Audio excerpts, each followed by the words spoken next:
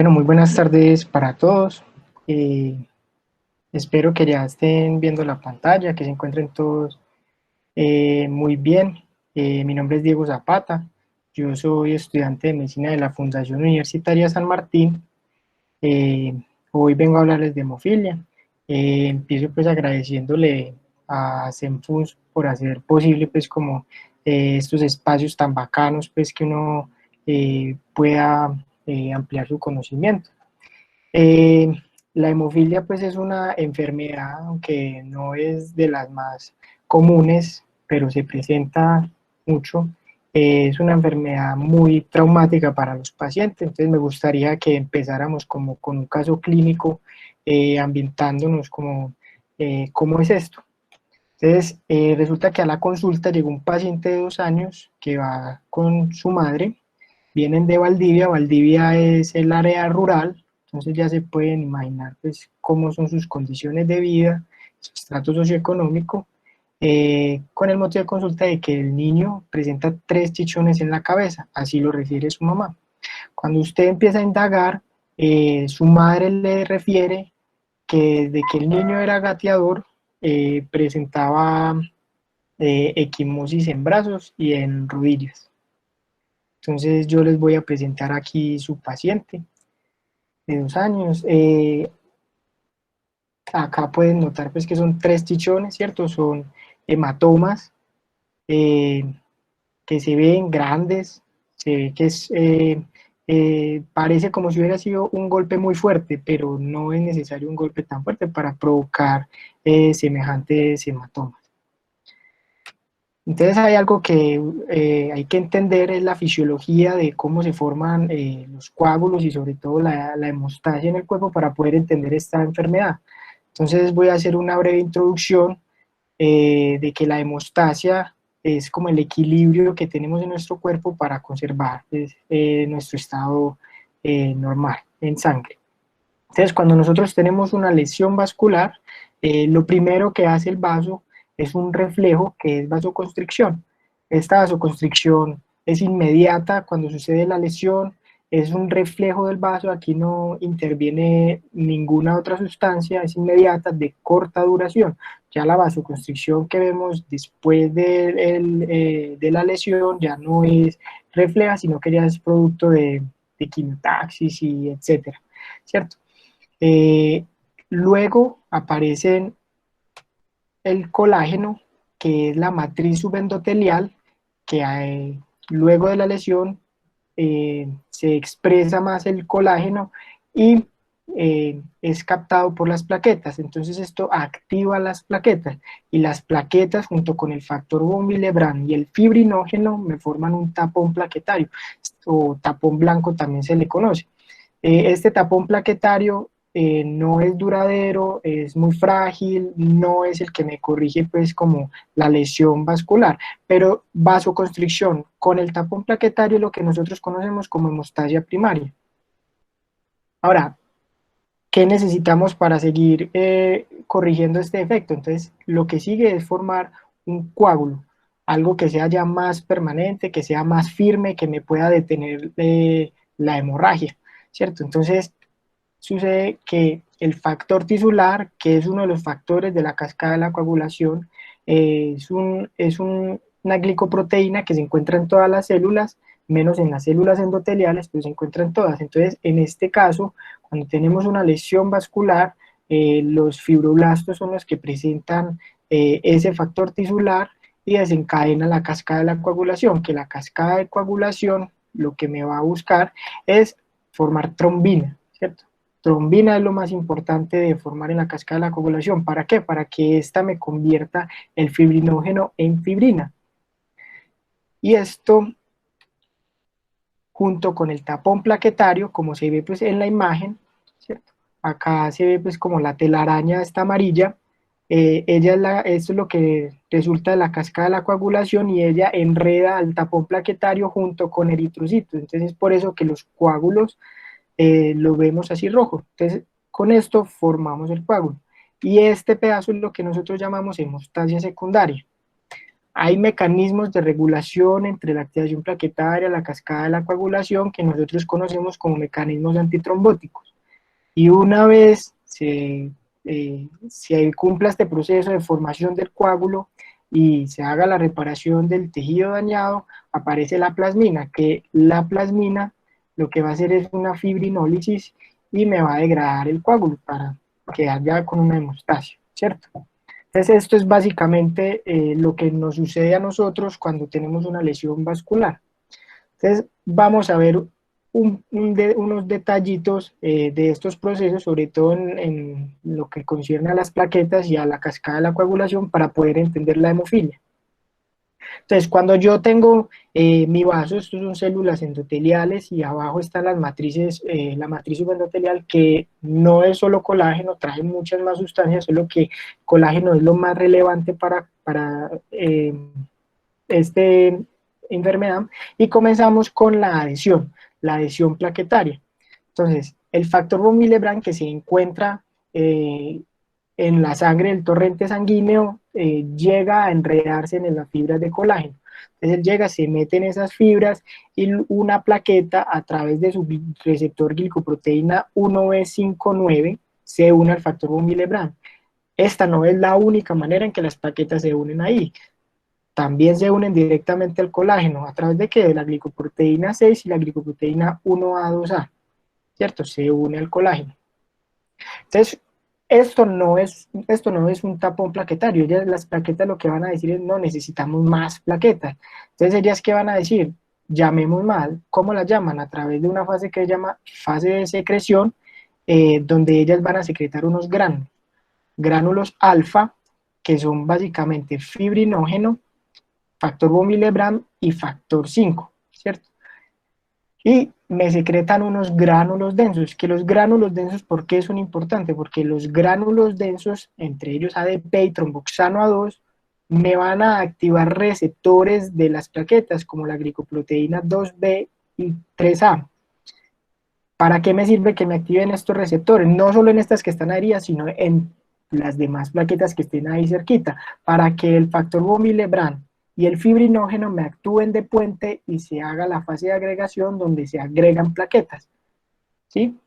Entonces aquí ya tenemos un tapón plaquetario a través de todo eso. Entonces hay algo que tienen que tener muy claro, y es que esto no funciona una activa una activa otra, no. Una activa dos activan tres activan cinco activan 20, ¿cierto? Así sucesivamente, hasta formar un tapón blanco que me suspenda un momentico la hemorragia mientras se forma el coágulo.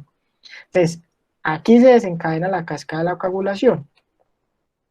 Generalmente se ha hablado así de la cascada de coagulación a través de una vía intrínseca, una vía extrínseca, una vía común, pero esto no me explica muy bien la fisiología de qué sucede verdaderamente para que se forme el coágulo. Entonces esto me sirve más para el laboratorio, entonces lo voy a dejar para después y voy a explicar el modelo celular, que es el que me explica la fisiología de la cascada. Entonces sucede una fase de iniciación. Como ya le dije, en la lesión tisular se expresa el factor tisular, ¿cierto? Cuando se expresa el factor tisular, va y me activa el factor 7. Y no solo me lo activa, sino que se une a él para formarme un complejo factor 7 activado, factor tisular. Esto es lo que se conoce como la diesasa extrínseca, ¿sí? ¿Para qué necesito diesasa extrínseca? Para que vaya y me active el factor 10, como su nombre lo indica, diesasa, ¿cierto? El 10 activado se une al factor 5 activado y me forma un complejo 10 activado, 5 activado, que esto se conoce como la protrombinasa. Y la protrombinasa, ¿qué me hace? Como el nombre lo indica también, me convierte la protrombina en trombina, ¿sí? Entonces, yo acá ya tengo una trombina, pero es que esta trombina es muy poquita, porque por esta vía solamente me da el 10% de la trombina que yo necesito, y yo necesito mucha más trombina. Entonces, ¿qué dice la trombina? No, yo necesito producirme más. Entonces, ¿qué va a hacer la trombina? La trombina va a amplificar todo este paso. ¿Cómo? Va y me activa más factor 5, va y me activa el factor 11 que no había aparecido, y va y me activa el factor 8, ¿sí? Y no me activa 1 o 2, sino que me activa 20, 100, ¿cierto? Entonces aquí ya vemos que es como una cascada, empieza con un río y ya se vuelve todo una cascada, ¿sí? El factor 11 va y me activa el factor 9, pero el factor 9 solo es activado por el factor 11, no, también lo activa el factor 7 activado con el factor tisular, o sea, la diezasa extrínseca. ¿Y yo para qué necesito que el 9 esté activado y el 8 esté activado? Para que se unan y me forman la diezasa intrínseca. Como su nombre lo indica, la diezasa intrínseca me va a activar el factor 10 y el factor 10 va y me activa, va y se une con el factor 5, me convierte la protrombina en trombina y tengo aquí ya el 90% de trombina que yo necesito, ¿sí? Este lado, ¿cuánto me produce? Me produce 100 veces la cantidad de trombina que me produce este lado. Entonces ya tenemos una buena cantidad de trombina y es produzca trombina, trombina, trombina, trombina, hasta que me sucede la explosión de trombina, que es lo que yo busco. Entonces, aquí hay que resaltar dos cosas. Lo primero es que el factor 8 y el factor 9 son nuestros objetivos de esta enfermedad. ¿Por qué? Porque la hemofilia A es la del factor 8 y la hemofilia B es la del factor 9. Deficiencia en los factores, ya enseguida vamos a ampliar un poquito más de eso, pero hay otra cosa que hay que notar y es que el factor von Willebrand también me cumple una función acá. ¿Cuál es? En el factor von Willebrand, que es un multímero, tiene el factor 8, ¿sí? El factor von Willebrand tiene el factor 8. Entonces ya vimos que el factor von Willebrand está tanto en la cascada de la coagulación como en la adhesión plaquetaria como en la agregación plaquetaria, ¿sí? Entonces es un factor importantísimo.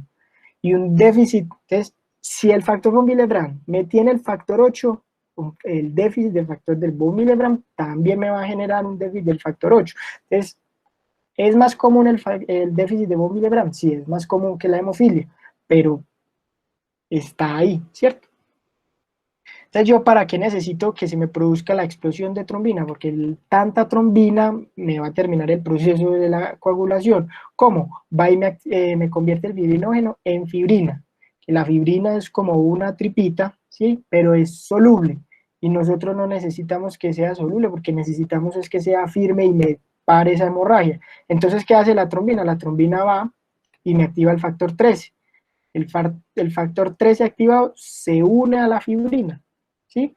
Convierte los enlaces iónicos por covalentes de las moléculas de fibrina para que sea mucho más fuerte, ¿cierto? Entonces ya tengo una fibrina lo suficientemente fuerte para que me detenga esta lesión. Entre eso queda atrapados los eritrocitos, entonces por eso es que uno finalmente el coágulo lo ve rojo, pero lo importante es la fibrina. Y obtengo al final un coágulo, ¿sí? Si yo me voy a poner como en la vía tradicional que se ha explicado, la cascada de la coagulación, esta sería la vía extrínseca, esta sería la vía intrínseca y esta sería la vía común, ¿sí?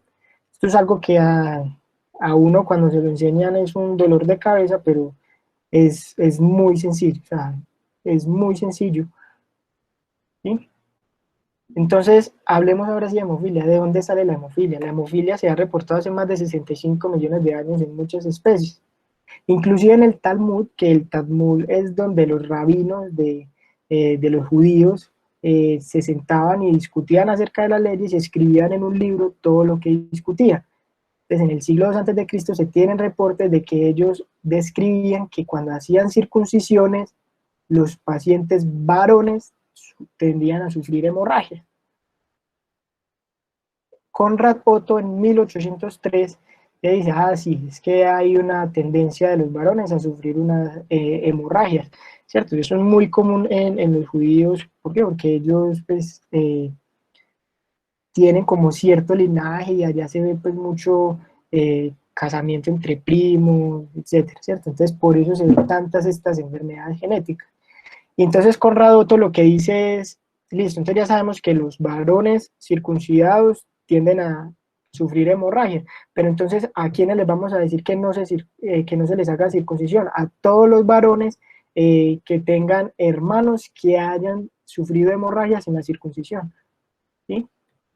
Entonces Frederick Hope en 1828 le da a esta tendencia hemorrágica de los varones la connotación de ahemorrafilia, ¿sí? Que eso traduce literalmente amor a la sangre.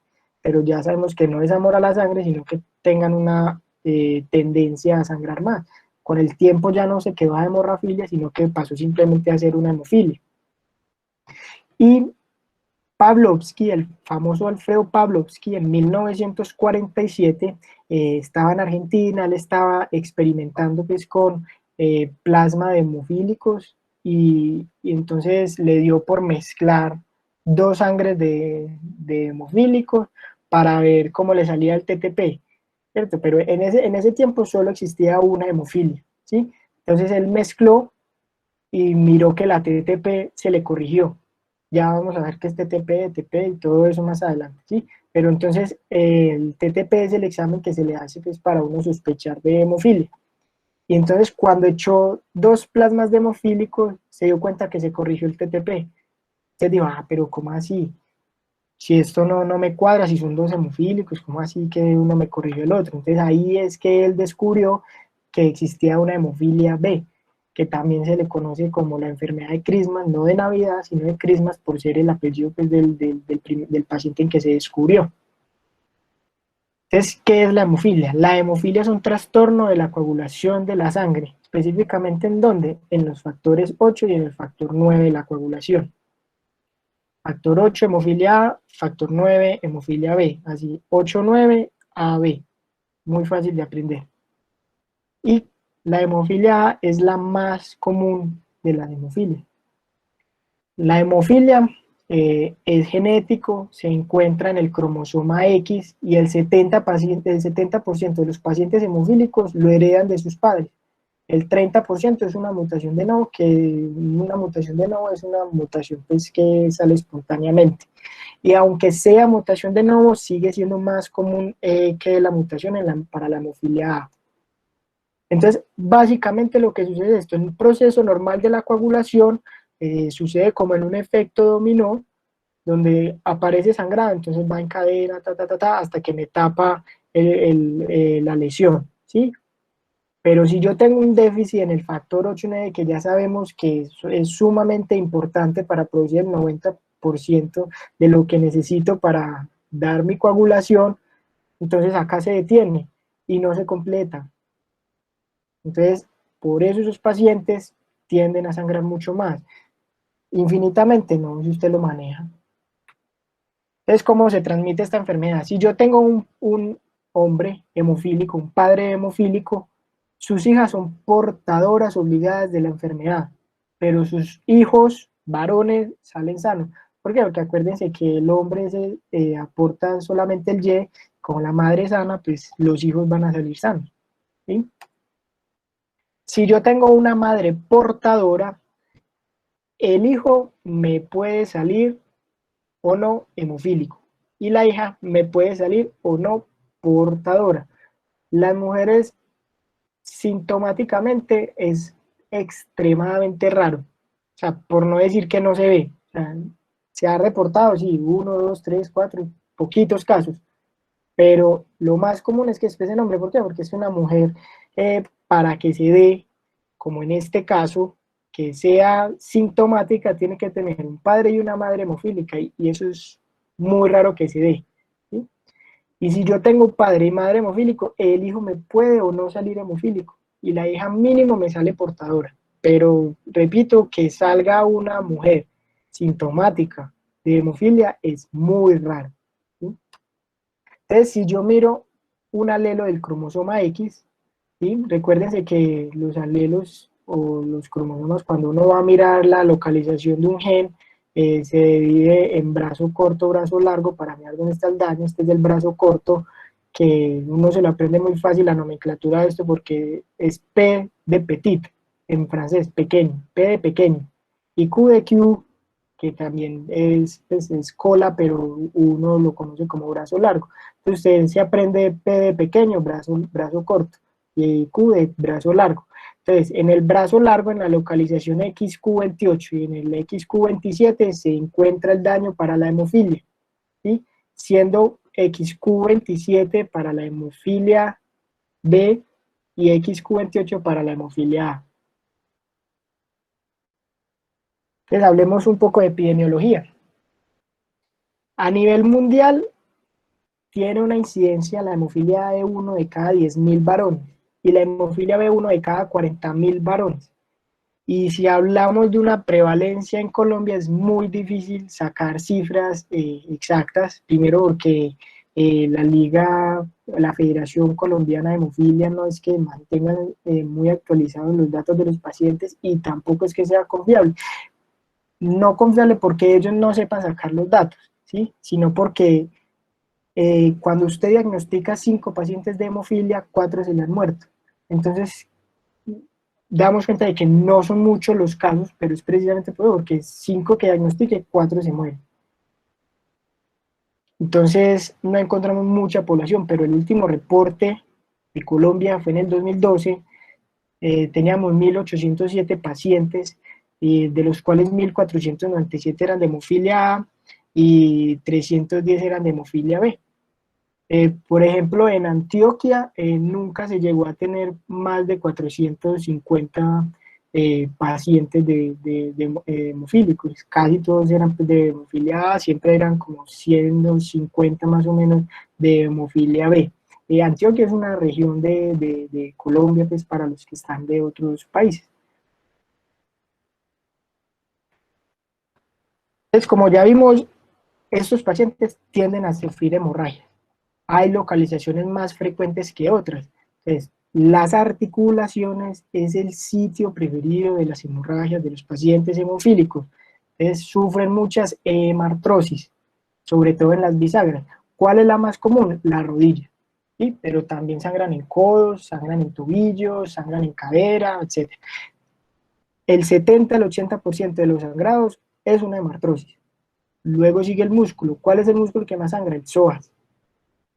En un 10 a un 20% de las hemorragias. En sistema nervioso central es menos del 5%, pero ojo que en sistema nervioso central, imagínense un paciente que no es capaz de coagular una hemorragia en el sistema nervioso central. Complejo, ¿cierto?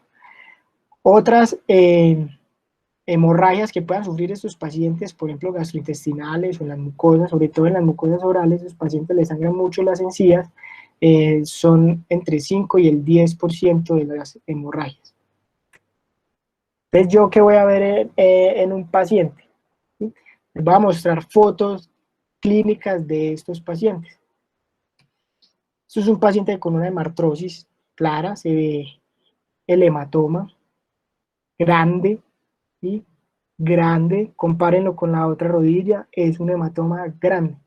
Este paciente posiblemente llegó muy tarde o se atendió muy tarde. ¿Por qué? Porque uno no puede llegar a un paciente hemofílico a este estadio. ¿Por qué? Porque a partir de acá ellos desarrollan algo que se llama la artropatía hemofílica, que ya es que empiezan a sufrir muchas más hematrosis, más frecuentes, más graves, y fuera de eso nunca va a recuperar el tamaño normal.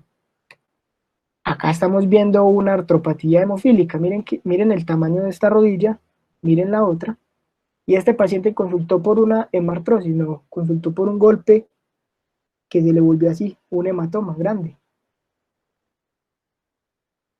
Ese es un paciente pediátrico, este pelado lamentablemente pues falleció, eh, él consultó pues por este hematoma, ¿sí? Un golpe, él no se murió de esto, sino que el paciente hizo inhibidores, que ya enseguida vamos a hablar que son inhibidores, y le dio una hemorragia en sistema nervioso central y lamentablemente pues falleció.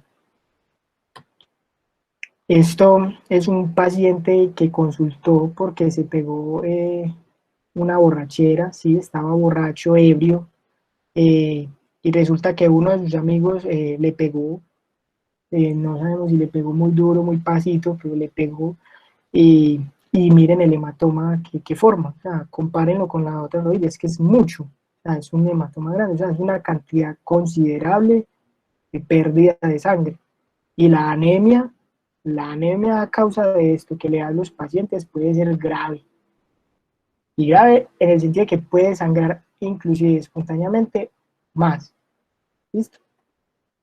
Entonces, ¿uno cómo diagnostica a estos pacientes o cómo empieza a sospechar a esos pacientes? Con la historia clínica, un médico o a personal del área de la salud que no sepa hacer una historia clínica, muy difícil vaya a llegar a un diagnóstico. Y cuando usted llega al paciente, como nuestro paciente que nos llegó hoy de 2 años, cuando uno le empieza a indagar, venga, es que cómo ha sido él, no sé qué, entonces encontramos que el niño cuando era gateador también sufría unas equimosis en brazos y piernas.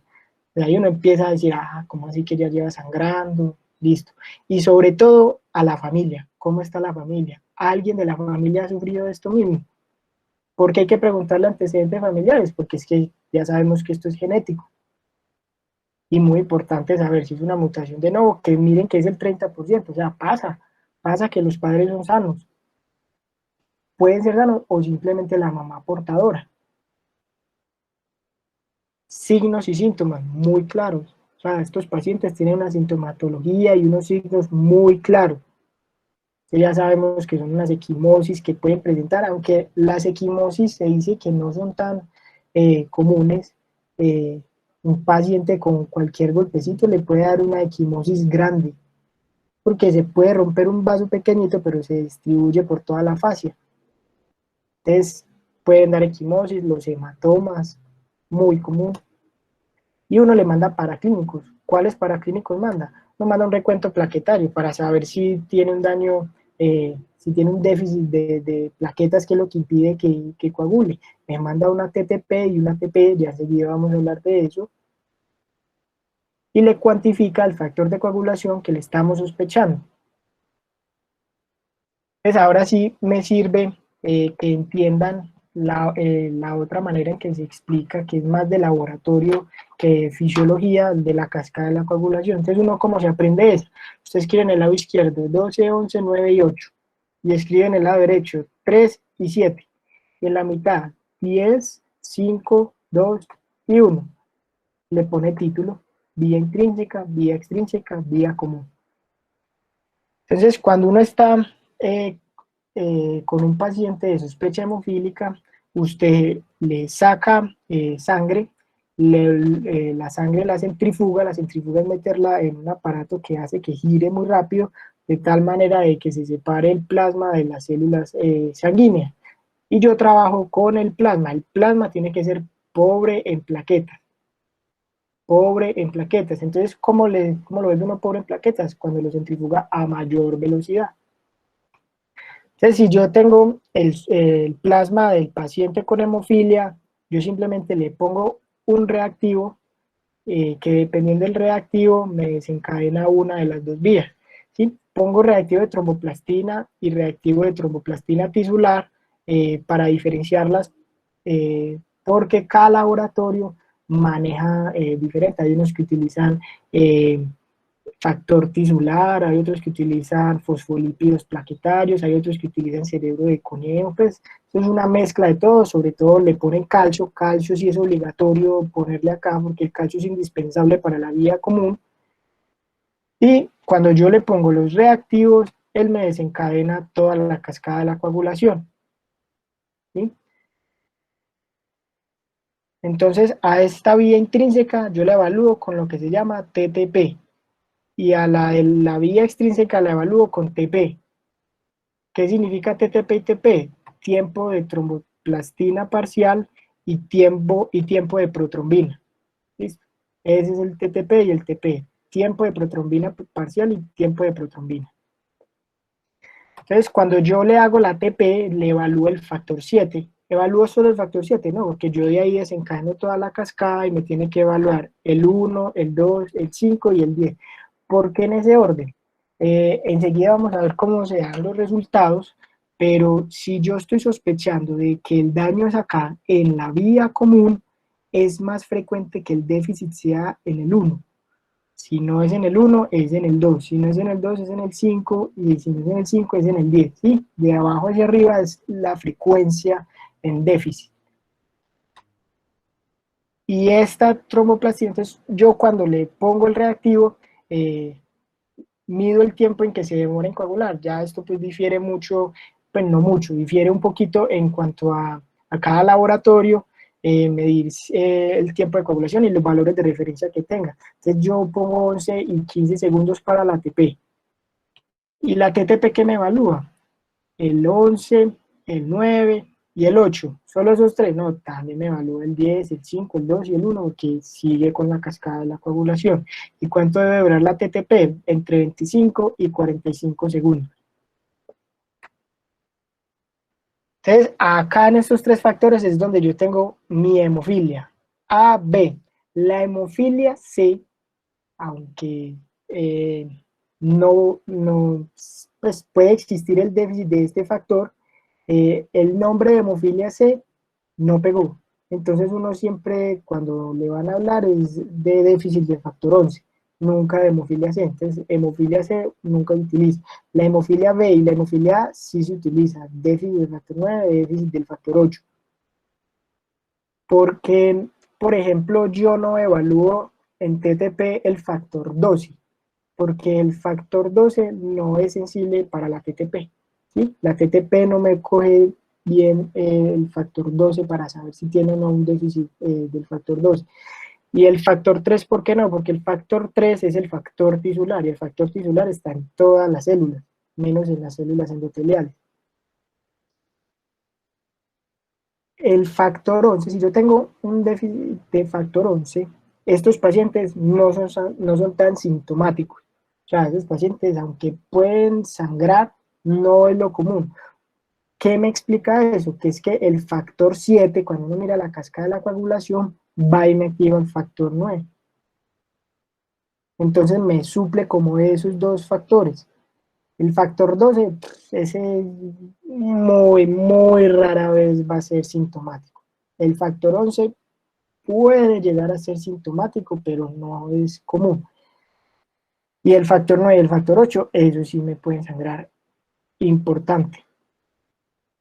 Entonces, la hemofilia C ya saben que no se usa, déficit del factor 11. Y no se les vaya a olvidar que dura entre 25 y 45 segundos. La TTP y la TP 11 y 15 segundos, entre 11 y 15 segundos. Entonces, cuando ustedes le dan los resultados, a ustedes les hablan de alargado, que el tiempo está alargado, ¿cierto? TTP alargada, TP alargada. El alargado es simplemente que se demoró más de lo que está en los rangos normales. Entonces, acá viene lo de la sospecha y si yo necesito confirmar de dónde tengo el defecto, de dónde puedo empezar a trabajarle a este paciente que no coagula, ¿sí? Entonces, si yo tengo TTP aumentada, alargada, ¿cierto? El tiempo está aumentado a alargada, TTP alargada, y el TP está normal, yo en dónde voy a pensar que está el defecto, en la vía intrínseca, porque si esto está normal, es porque también este está normal, pero como este me sale alargado, entonces el daño ya sé que está acá.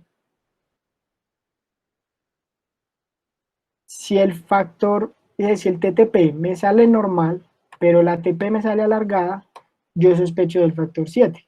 ¿Por qué no de estos? Porque ya lo descarté con la TTP. Estoy viendo que esto me salió normal, entonces uno no sospecha tanto. Pero si la TTP me sale alargada y la TP me sale alargada, yo sospecho que es de la vía común. ¿Listo? Entonces, devolviéndonos a la que nos importa, que es una TTP alargada y una TP normal, entonces yo ya sospecho que es de estos tres. ¿Cuál es la más común? Hemofilia A. Entonces yo empiezo a mirar si es hemofilia A. No es hemofilia A, es hemofilia B. Si la hemofilia, si yo sospecho en un paciente de hemofilia A, el factor 8, tengo que mirar valores, ¿sí? Y tengo que medirle también el factor von Willebrand. ¿Por qué? Porque puede que el defecto no sea que no produzca factor 8, sino que el defecto está en que no tenga factor von Willebrand suficiente para generar esto. Entonces, ¿por qué? Porque ya se los expliqué, porque el factor von Willebrand tiene que tenga déficit de factores de von Willebrand, me puede hacer una hemofilia A o puede salir como un falso positivo de hemofilia A. A estos pacientes que uno le sospecha de hemofilia A, tenerle presente factor von Willebrand, que es mucho más común que la hemofilia A. El factor von Willebrand sí es más común que la hemofilia, ¿sí? Pero puede existir que sea hemofilia A. Entonces, yo ya sospeché y tengo que, le voy a medir el factor 8 o 9, dependiendo del que tenga mi sospecha o el que me salga. Y ahí, cuando yo miro el conteo de esos factores, eso me sale en porcentajes, ¿sí? Me sale, generalmente sale por encima de 50, normalmente está entre 100, 150, mujeres pueden estar en 200. Eh, ¿En qué varía esto? Por ejemplo, en muchas cosas la raza es muy un tema complejo. Uno pensaría que los negros tienden a sufrir más de hemofilia, pero por ejemplo, acá en Colombia son menos la población con hemofilia. Los pacientes que yo considere que necesito ver cuánto porcentaje tengan, yo les mido el factor 8 o 9. Y de acuerdo a ese porcentaje, yo miro si es una hemofilia leve, moderada o severa. Entonces, leve es de 5 a 40, moderada de 1 a 5 y severa menos del 1%. Bueno, otra cosa que hay que notar es que los que tengan sangre O, esos pacientes tienen menos cantidad de factor. Entonces ellos pueden estar entre 70, 100, ¿sí? Eh, Significa que están sospechosos de hemofilia, ¿no? Simplemente es porque son O. Y de acuerdo a esa gravedad, ¿cierto? A la severidad de la hemofilia, yo me doy cuenta qué tipos de sangrado y cómo puede sangrar este paciente. Entonces, las leves, los que sean hemofílicos leves, ellos pueden tener una buena cantidad de factor, entonces me pueden corregir unas hemorragias leves, eh, cosas así, pero estos pacientes, ante un traumatismo o una cirugía importante, esos pacientes sufren unas hemorragias tremendas. Y las hemorragias espontáneas, ya, llamémoslo espontánea, pero cuando me refiero a espontaneidad es que son traumas o microtraumas que uno en su vida diaria tiene. Sí, entonces ya me pegué con el escritorio, pero no me pasó nada, fue suavecito, pero en estos pacientes como tienen un déficit de factores de coagulación, entonces estos pacientes sí pueden, ese microtrauma le puede llevar a una hemorragia. Cuando yo tengo una hemofilia moderada que tiene del 1 al 5%, las hemorragias espontáneas pueden suceder, ¿sí? Son más frecuentes. Y cuando yo tengo un traumatismo o una cirugía menor, pueden sufrir hemorragias. Y ya no solo son cirugías mayores, son menores y pueden sufrir hemorragias. Y si yo tengo un paciente con una hemofilia severa que tiene menos del 1%, las hemorragias espontáneas, recuerde que las hemartrosis son lo más común, y en el músculo, sobre todo en el psoas, es lo más común, sufren unas hemorragias muy grandes. A estos pacientes hay que correrles, hay que tenerles miedo, hay que preocuparse terriblemente por este paciente. Entonces, yo como manejo a un paciente con hemofilia, entonces recuérdense, y esto se los pongo acá grande, de rojo, toda hemorragia en un paciente hemofílico, independientemente de su localización y severidad, es una urgencia y se debe atender inmediatamente. Porque es que, supongamos que sufrió un leve trauma en el codo, a ese paciente no solamente le va a sangrar, no solamente va a tener una equimosis, no solamente va a tener un hematoma, sino que le puede convertir en algo muy grande. Y si sabemos que el déficit es en el factor 8 o 9, ¿sí? Dependiendo de la hemofilia, el tapón plaquetario se forma. ¿Podrá este tapón plaquetario bajar? O moverse o subir al cerebro, ¿sí? Están posibilidades. O si usted conoce a un paciente con hemofilia y que esté presentando síntomas neurológicos, sistema nervioso central, está sufriendo una hemorragia, échele cuidado. Entonces, si yo sé que a este paciente le falta un factor, ¿cómo lo trato? Le pongo el factor a demanda. Si el paciente está sufriendo una hemorragia intensa, tiene una hemofilia severa, ¿le va a poner poquito? No, le va a poner mucho, le va a poner muchas unidades del factor. Que este es el único tratamiento para las hemorragias. Si no, pues usted, si es interna, porque si es externa, pues eso se maneja como una herida normal. Usted hace presión, sutura, lo que sea, porque es que cuando son hemorragias externas, pues se puede llevar a un mejor manejo. El problema es que estos pacientes es más común las internas.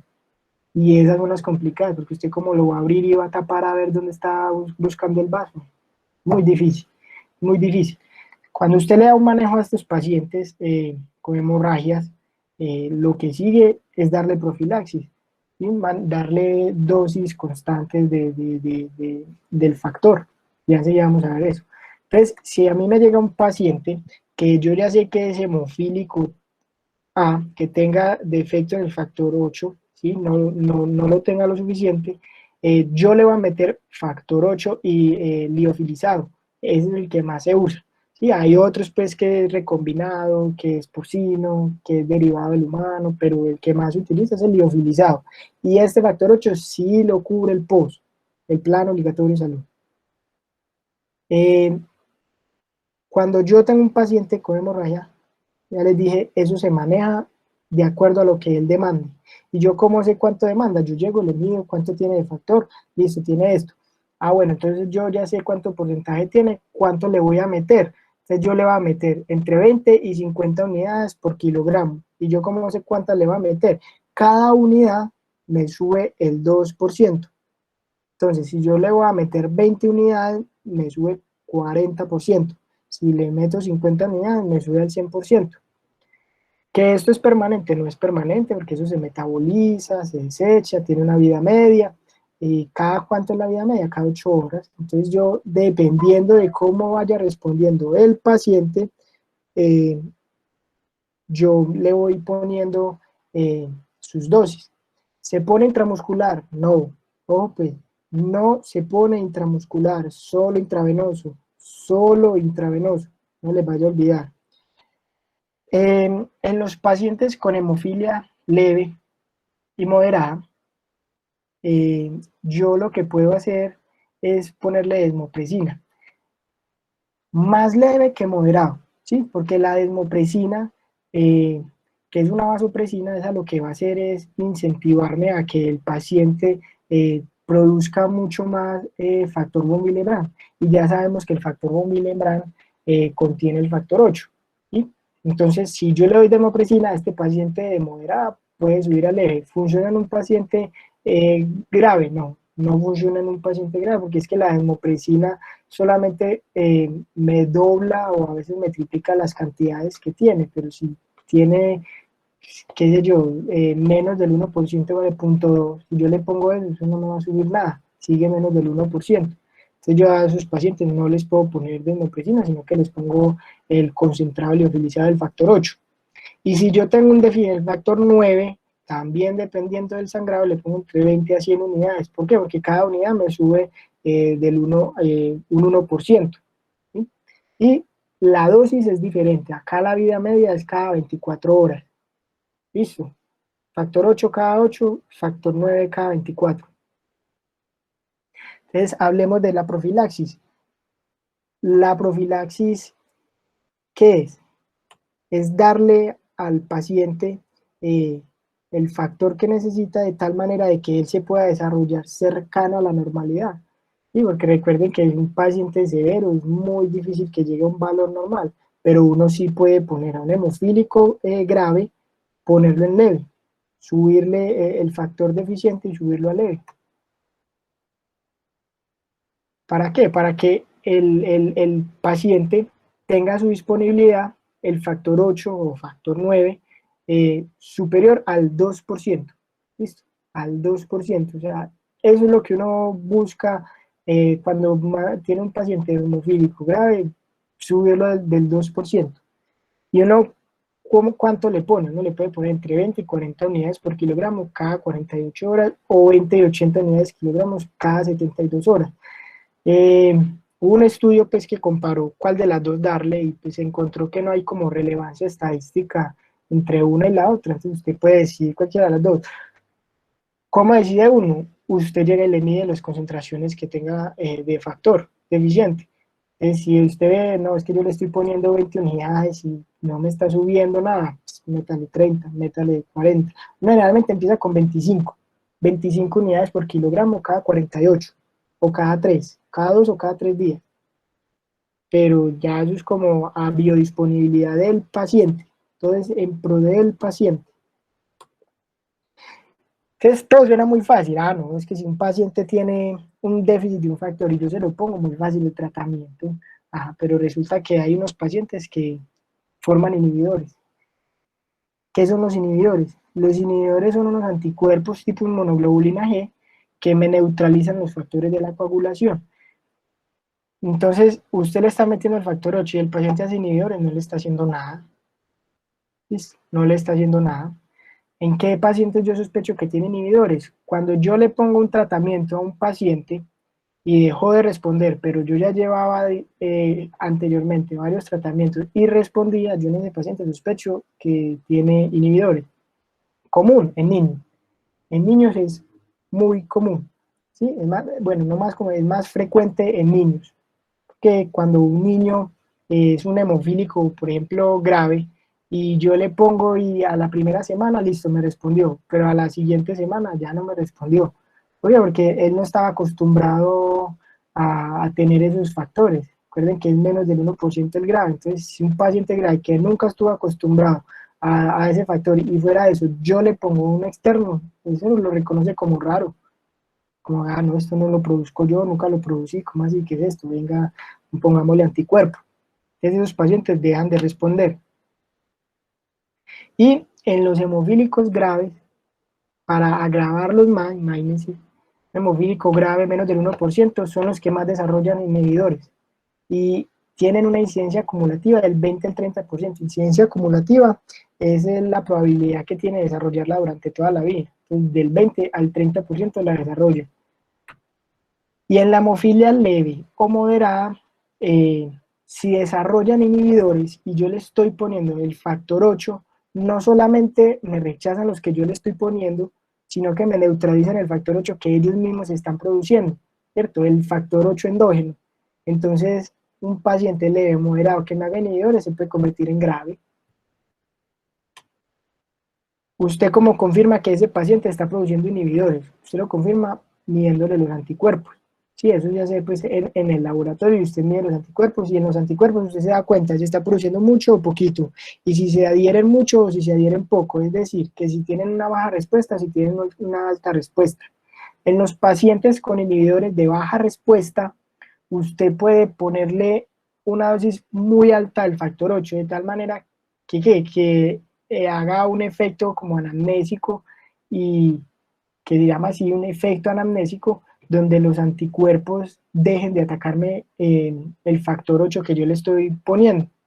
Es un paciente que usted sospecha, este paciente me está poniendo, me está haciendo inhibidores, y yo llego y le pongo uno, no me está funcionando, y le pongo, entonces yo le está poniendo 20 unidades, le pongo 40 de una, el paciente puede responder. ¿Me va a responder igual que el que no tiene inhibidores y me va a hacer el 100%? No, no me va a hacer el 100%, pero por lo menos lo puedo manejar.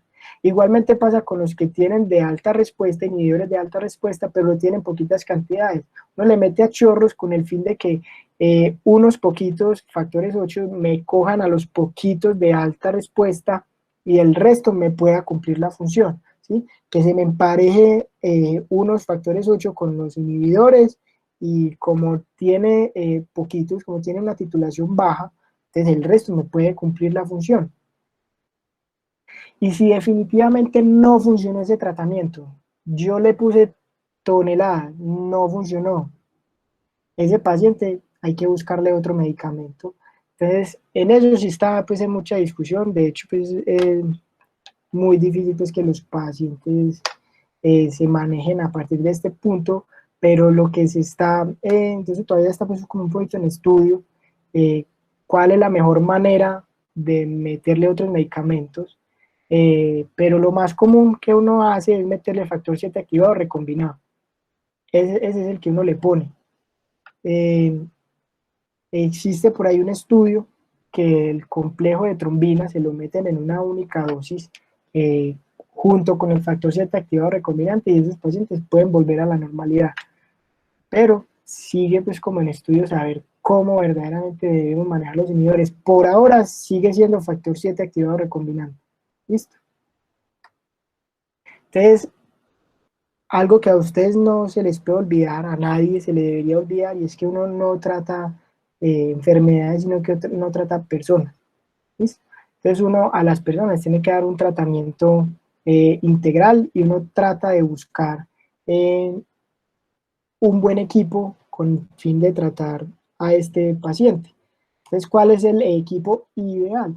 Un médico, ojalá sea un hematólogo o alguien que tenga una experiencia en hemostasia, un enfermero, un especialista musculoesquelético, ojalá ortopedista, pero puede ser fisioterapeuta, terapeuta ocupacional, fisiatra, entre otros, un especialista en laboratorio y no solo un especialista en laboratorio, tener un buen laboratorio, porque es que uno se da cuenta que acá, por lo menos en Antioquia, los laboratorios para hemofilia pueden ser uno o dos buenos, que me saquen de las dudas rápido, inmediato y que sean muy confiables. Pero si usted tiene a disposición un buen laboratorio, ya tiene una parte, una ganancia importantísima. Y la otra es un especialista psicosocial, como trabajo social o psicólogo, que ellos lo más importante es trabajarle al paciente y a la familia, porque es que tener un paciente que, o sea, póngase usted en la posición de un papá que tiene un hijo que cualquier microtrauma, cualquier golpecito se le puede convertir en una hemorragia. Y entonces los papás pueden llegar a preocuparse mucho, pueden decir como, no, es que este no lo puedo sacar, no lo pueden dejar jugar, no pueden hacer deporte de contacto. Entonces hay que trabajarles a ellos también, no solo al paciente. Y no se les olvide darle pues como un tratamiento integral. Ahora, si usted se encuentra mal y no es capaz de reunir todo este equipo, ¿sí? Que pasa mucho, uno no tiene la disposición de todo, por lo menos, un hematólogo, un ortopedista, un buen laboratorio y un enfermero. Esos cuatro, fundamentales. Esos cuatro son los que se necesitan fundamentales para un paciente hemofílico. ¿Listo? Entonces ya quedo atento a sus preguntas. Muchísimas gracias por habernos escuchado. Una vez más agradezco a Senfus por haberme sacado este espacito. Ojalá hayan aprendido mucho. Y nada, si tienen alguna duda, estoy atento a responderles. Diego, muchas gracias por la charla.